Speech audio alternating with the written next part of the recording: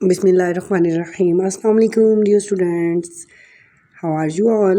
Today we will learn about days of week. बच्चों आज हम सीखेंगे डेज ऑफ वीक यानी हफ्ते के दिनों के नाम। हफ्ते में 7 दिन होते हैं। चले आप मेरे साथ रिपीट करो। Sunday, Monday, Tuesday, Wednesday, Thursday, Friday, Saturday. चलिए अब हम पॉइंट पढ़ते हैं days of week. About days of week: Sunday, Monday, clap clap clap; Tuesday, Wednesday, tap tap tap; Thursday, Friday, jump jump jump; Saturday, weekend, fun fun fun.